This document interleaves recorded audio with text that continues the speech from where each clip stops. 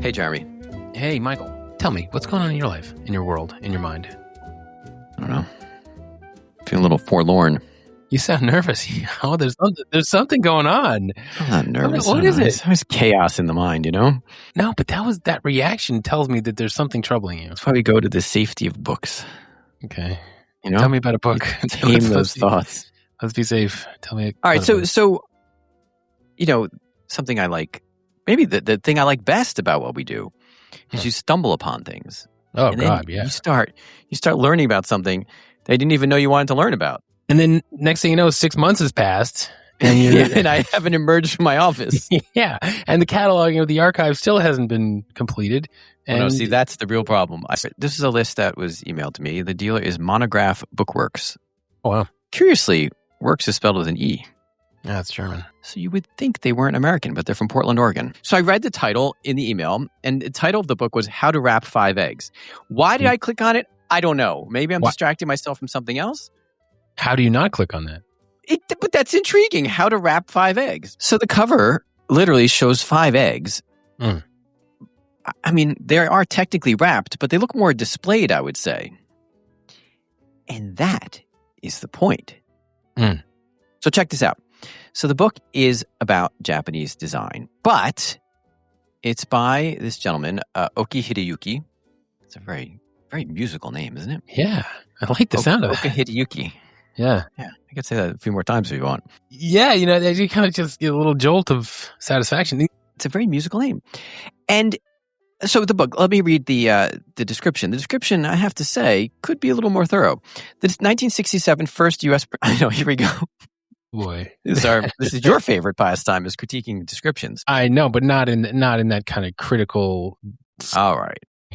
Okay, so this 1967 first U.S. printing of this classic book on the beautiful art of traditional Japanese packaging, which documents the baskets, boxes, wrappers, and containers that were used in ordinary day-to-day life and constructed by hand out of bamboo, rice straw, hemp twine, paper, and leaves. Over 200 photographs. So you start looking at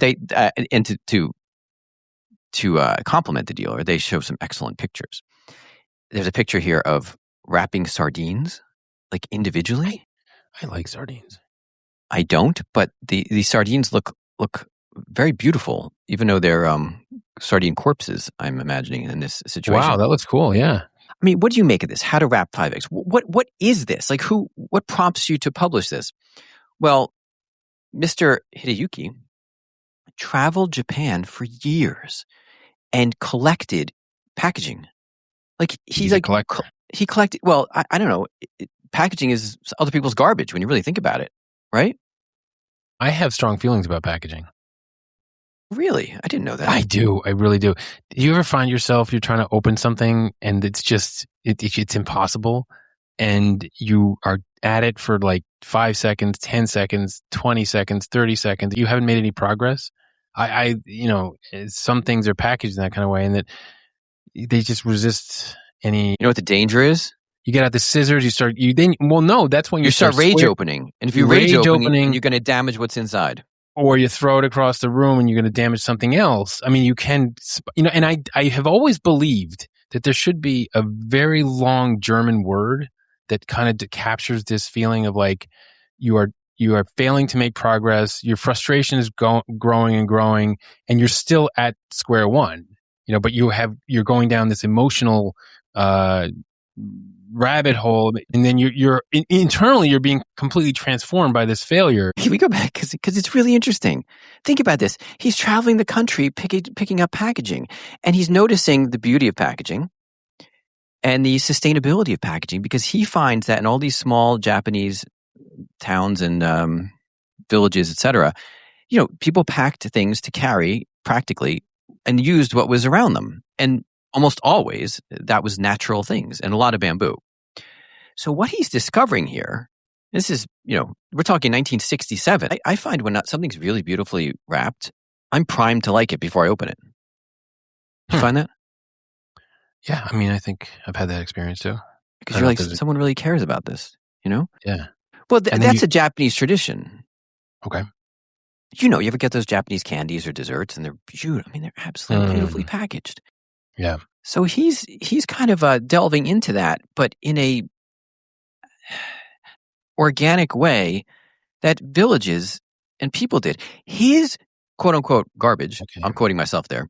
Yeah. His collection of packaging materials, he ultimately donated to a museum, and it's been on display in Wow. Japan. That's great. I love that. I know. It all started with How to Wrap 5 Eggs. But there was a sequel, How to Wrap 5 More Eggs. That's not a joke. That's actually not a joke. Well, that's a kind of. Hey, he likes to keep it simple. The guy was on a creative mission. You don't spend years walking the Japanese countryside. Yeah. I mean, we're talking about eggs. We're talking about not something you keep forever. You go to the market with sardines looking like this, and all right. Let me ask you this: what's the most pivotal moment of art in the 20th century? Oh, geez, that's okay. Okay. I know what Duchamp's fountain. You knew I was going to say that. I know, because I know you're obsessed with Duchamp. How is this different? Oh, that's a really good. That is an excellent question. I don't have an answer off the tip of my tongue, but let me think for a second. See, because it's the recontextualizing. In some ways, this is more noble. I'm not going to say. I didn't say that because I do love the fact that it serves a purpose too. I mean, the urinal serves a purpose. That's why he's flipping that on its head. So yeah. Well, they're making similar points, right? Think about the recontextualizing of the disposable packaging to make that the subject of That is an interesting point. I don't think Mr. Hideyuki was collecting these to think, I'm going to have a museum exhibition. I doubt it. If I had a name that beautiful, I would find some way to publish a book just so other people, and you want it to be a good book so that people would say that beautiful. It is a beautiful name. It's a beautiful name. I'm going to be thinking about this the rest of the day. Oka Hideyuki. Beautiful name for a beautiful book. I want to propose a new term for the world of books and manuscripts. Oh, this could be exciting. I don't know exactly what term I want. Maybe you'll help me with that. But I'll describe the situation, and then maybe we can navigate toward it. Okay, so this could be collaborative. That's what I'm hoping. All right, I'm game. To locate you, you are familiar with the idea of an association copy. Yeah, I think so. Okay, so an association copy. What is it, Michael? It's when you have a book inscribed to somebody else, and that other else is pretty important. So you make a big deal about it. Oh, it's Hemingway to Fitzgerald. Right. Isn't that exciting? Yes. And then likewise, you have letters between people who are closely associated, whether the personal connections. So-and-so to her mother. It's yes. Great. Yeah. Or important professional connections like Einstein, Beso, or, Roosevelt to Churchill. Right? Yeah. Perfect. Good example. You got it. So, I got it. Okay. Right. You've got it. We've got it. I recently, it dawned on me that there's this forgotten category of important letters, and they're letters. You're not going to see books like this, but very, very interesting category of letters that is sort of in the vicinity of an association copy, but is also its direct opposite. Wait, and what would be the opposite? Wait, let me think about that. The opposite would be a rando. Oh, they described to no one, literally. A completely random person, right? That's not kind to the person. I know, but that's not what we're here to talk about. It's not the niceties of how to refer to people who are unknown. Okay. I might want to talk about. I'm going to read you this letter that one Frederick McDermott, a young barrister, wrote to Charles Darwin on November 23rd, 1880. He wrote, well, I'll give you the big picture first. Young Francis McDermott writes to Darwin with the request. He says, if I am to have pleasure in reading your books, I must feel that at the end I shall not have lost my faith in the New Testament. My reason, so he's at a crisis here, and my reason in writing to you, therefore, is to ask you to give me a yes or no to the question, do you believe in the New Testament? And he says, if you could answer me yes, I should most gladly enter upon the study of your wonderful books. But without that assurance, I fear my brain is not fine enough to argue out doubts which might be suggested by your works. And no, whatever. Whoa. That is a great letter. It's a great letter, right? Wait. I'm trying to put myself into Francis McDermott's mindset. I don't Yeah. think I want to because he's a man in crisis. But actually, interestingly, his motivation is he wants to enjoy books that he's already enjoying. Yes. It's kind of Anyway, curious. but he's a complete unknown. Well, I want to go and hit. That's a really good letter. I'm still absorbing it. Okay, but just let me get to You're moving on. Yeah, I just want, and then we'll come back to that. Oh, okay. Anyway, Darwin writes back this very short letter. Dear sir, I am sorry to have to inform you that I do not believe in the Bible as a divine revelation, and therefore not in Jesus Christ as the Son of God.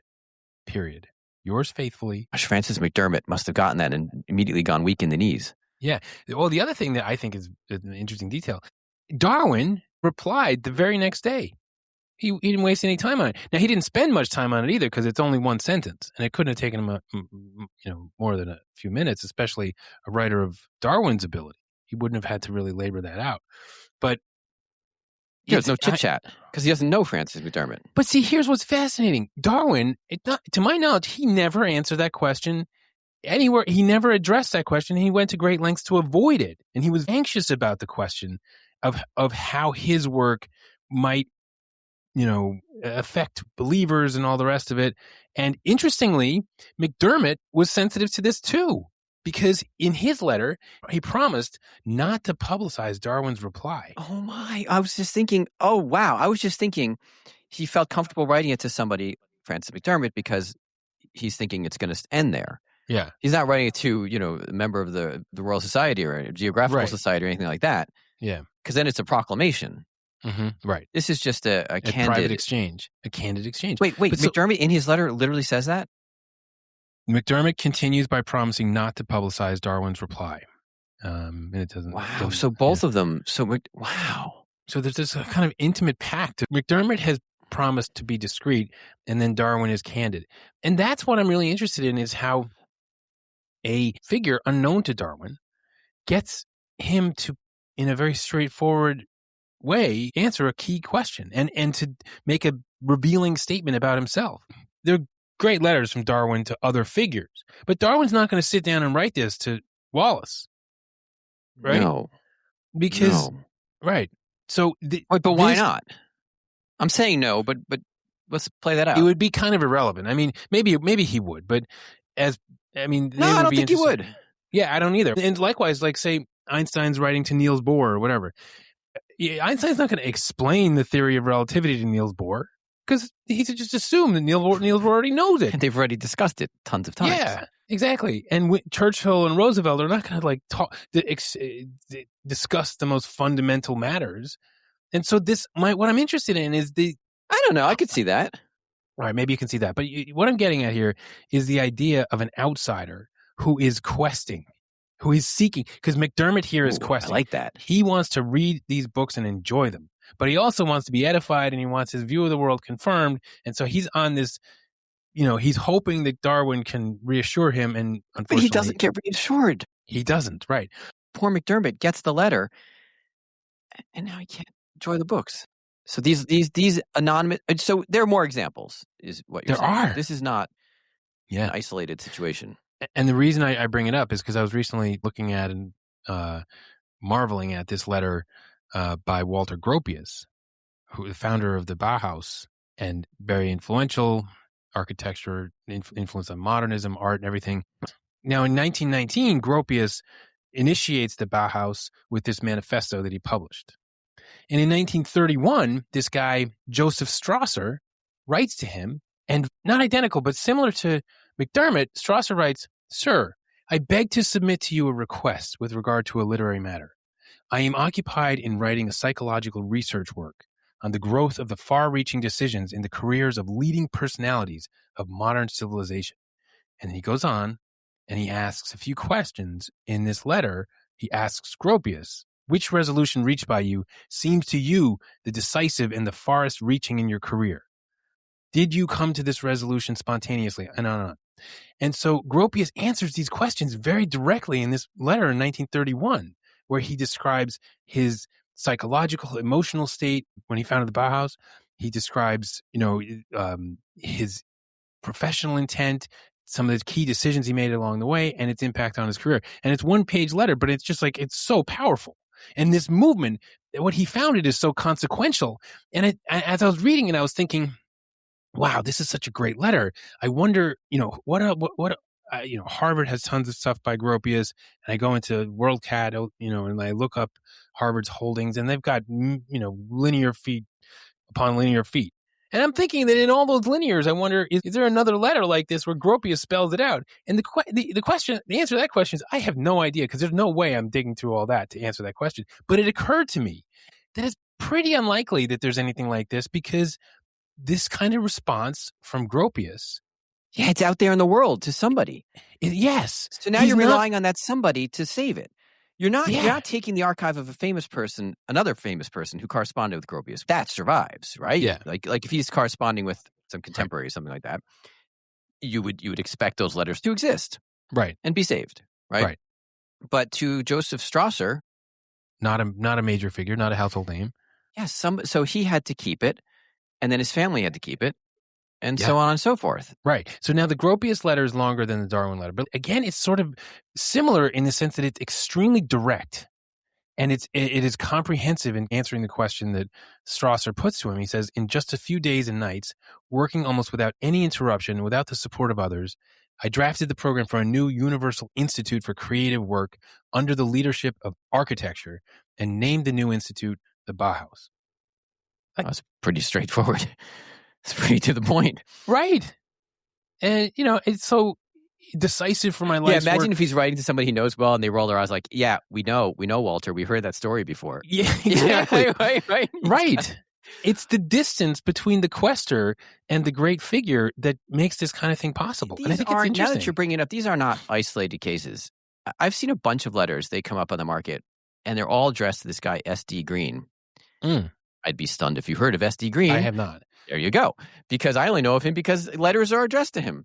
And S.D. Green was a school teacher, and he would write to famous people. And he would say, what advice can you give to my students? Ooh. And all these people would respond. Wow. I once saw an FDR letter where it's a little manifesto of the Democratic Party and what FDR believes in. And you're thinking, he's spending so much time, and it's probably over the head of the kids. Yeah. But something propelled him to write this. There was a letter from Houdini to S.D. Green where he wonderfully says, it's not magic. If you want to do something great or amazing, it's just hard work and lots of practice. What I can't stop thinking about as you're mentioning these is the generosity of spirit from the famous people. Yeah. Aren't these people busy? They're busy. They're busy. Sure they are. And they stop and they say, I'm going to write to this school teacher. I don't know. It's not going to the press anywhere. I'm not being so cynical. It's not going to do me any good. That's so ridiculous. But there's a generosity. It's like, no, this is a legitimate request. This person's asking a very specific question. What advice would you give to children? And I'm going to answer it. Yeah. That's interesting. Because I was kind of fixated on the idea that you're getting a succinct, comprehensive statement, but you're right. You're also getting something else. When Gropius signs this, he says, I greet you as your very devoted Gropius. That's very nice. He treats him with respect, and he writes this, after having, poured his heart out in this one-page great letter, he treats him, you're right. He's not just swatting it away. He's taking it seriously, and he answers the question. Famous people, they're just like the rest of us. Actually, but no, try to email somebody famous right now and say, what advice would you give to kids? How would that go? I know. Let's say I sent a letter to Kevin Bacon and it said, Kevin, tell me, what were you thinking during the filming of Footloose? What were you thinking to come up with Kevin Bacon right now? I have no idea. Well, anytime you're thinking like connections, you got to think of Kevin. All right, go with that. So what would Kevin do? He seems like a nice guy, but actually I know that he's a nice guy.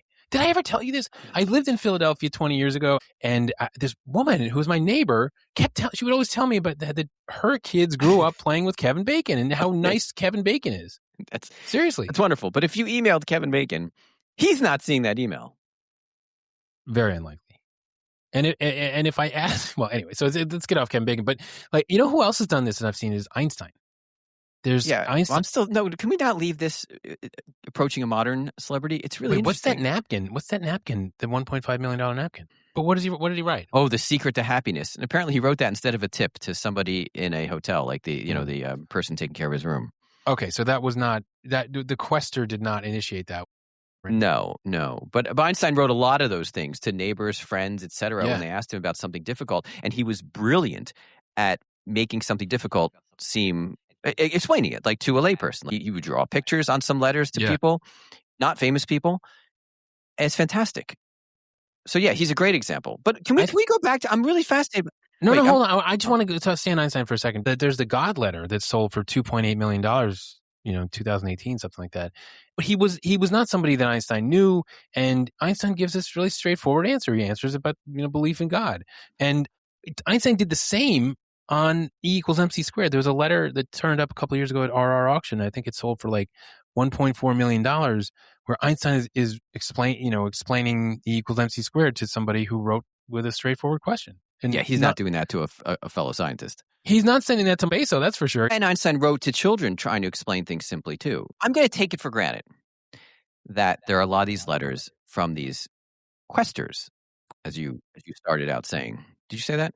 McDermott is on he needs to know he's seeking an answer.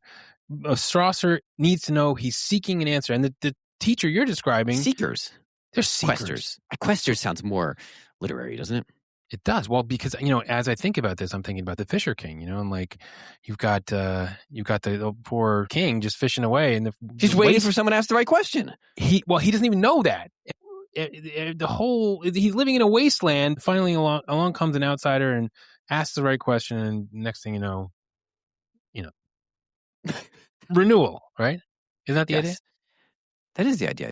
So these are some of the most valuable letters that turn up in the marketplace when you have these great figures. And, the Darwin letter sold for $200,000 in 2015. That's to be a lot more now, I think. Another thing, though, too, is like, is this really so foreign? Because, sometimes you might be more candid with a total stranger. Well, that's what I think Darwin was doing. Yes, but I'm saying like even in your normal day-to-day life, and maybe that's what this is capturing. Although, are you more candid with strangers?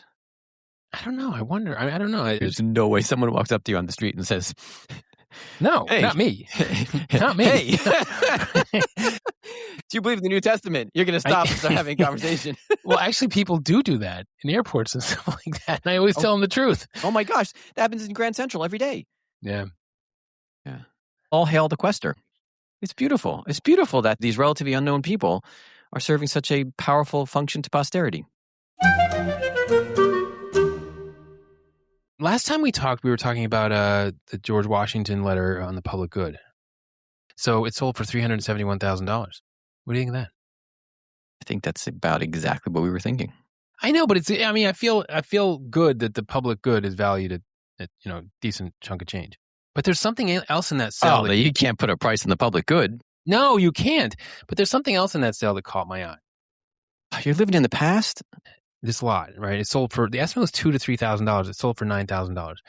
And what it is a manuscript that transcribes a story that was published in 1749 in the South Carolina Gazette. And in that issue of the South Carolina Gazette, they published a cure for poison that an African man had introduced into Charleston, and it was found to be very effective. Wow. What kind of poison? It will expel most or all vegetable poison, but as to any mineral poison, not so sure. But any vegetable poison, I'm not really sure, but it's a poison. So he has a cure for poison. This enslaved African man. This is wild. He provided the cure and the remedy to the South Carolina Assembly in exchange for his freedom. Get out of here. Yeah. It says, Caesar communicated to the Assembly that he would divulge his antidote in return for his emancipation and moderate financial compensation. Well, that's a smart man. I like that. Smart man, yeah. Yeah. So the Assembly then, in response to this request from him, appointed a committee to investigate his claims and see whether or not the cure worked. I wouldn't want to be in that committee. The committee is like, get injected with poison and see what happens. Right. So they decided, yes, it is effective. And he was awarded his freedom and then an annuity of £100 a year for the rest of his life. That's fantastic. So it has a good ending. Yes. Well, for him.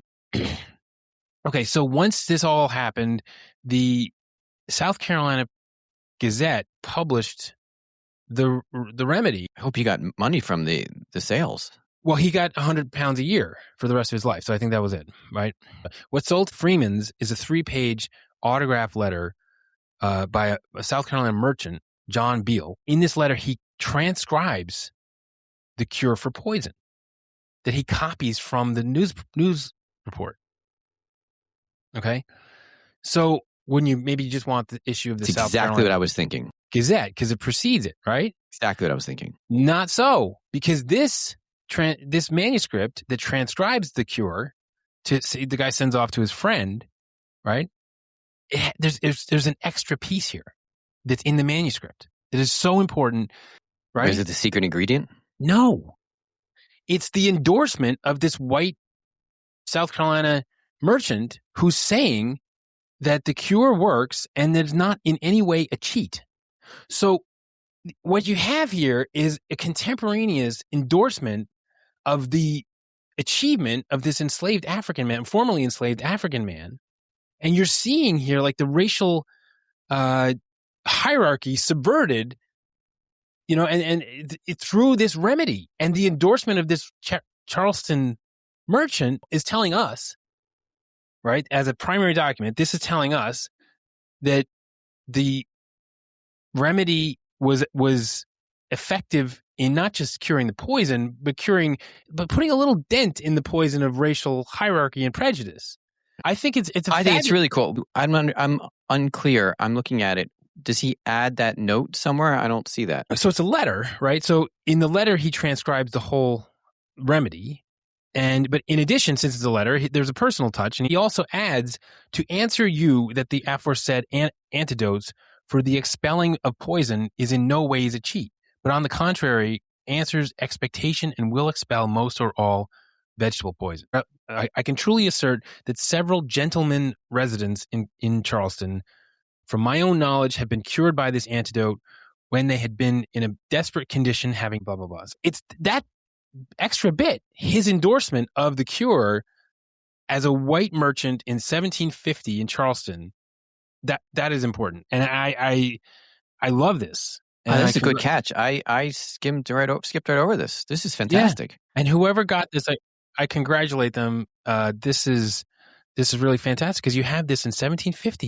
You are seeing the racial hierarchy. This is a dent. Do you know what I like about, the manuscript just looks better than whatever the printed newspaper would look like. And it also tells you how important it was that this guy actually copied out an article. Yeah, right. And so what you're seeing there is a dissemination of this cure, but also the spread of, the endorsement of this white merchant in Charleston. It's like, you know what? This is not a cheat. This is real. It's interesting. Yeah. It's like a quirky item, but the way you just brought it out, you've got me hooked.